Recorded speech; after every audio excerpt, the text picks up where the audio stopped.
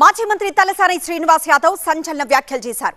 బీసీల జోలికొస్తే ఖబర్దార్, అగ్రకుల అహంకారం చూపిస్తే సహించబోమన్నారు.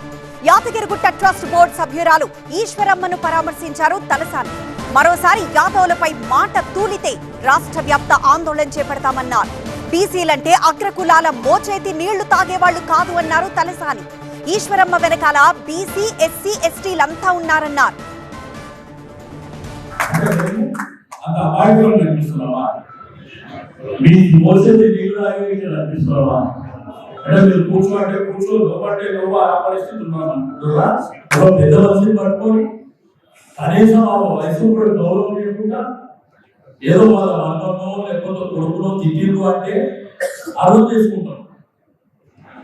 కానీ అంత పెద్ద మనిషిని, ఈ ప్రాంతంలో అందరికీ సుదృఢమైనటువంటి వ్యక్తి, నీతిగా నిజాయితీగా తన కుటుంబాన్ని పోషించుకోవడమే కాకుండా సమాజానికి సేవ చేస్తున్నటువంటి ఒక వ్యక్తిని పట్టుకొని అంత నీచమైనటువంటి, అంటే నీ కుటుంబం లేదా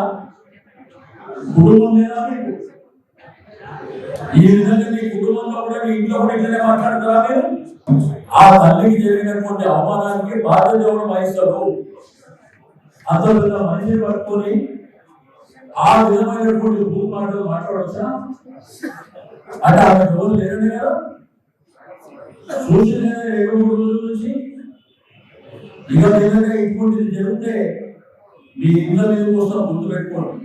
కాబట్టి ఇళ్ళ మీద ఒక 20 ప్రాంతమే కాదు, ఒక ఈశ్వరమనే కాదు, రాష్ట్రంలో ఎవరికి జరిగినా కానీ ఇక వదిలిపెట్టే సమస్య లేదు.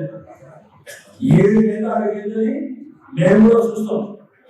అరే ఇంత సామాజికంగా ఇంత బలమైనటువంటి జాతులు ఉన్నటువంటి మేము మీకు లొంగి పనిచేయాలన్నా? ఏదో 40 ఏళ్ళ కింద, 50 ఏళ్ళ కింద, 30 ఏళ్ళ కింద కూడా జరిగింది. ఇక మీద ఎవరికి తల వచ్చే సమస్యనే లేదు.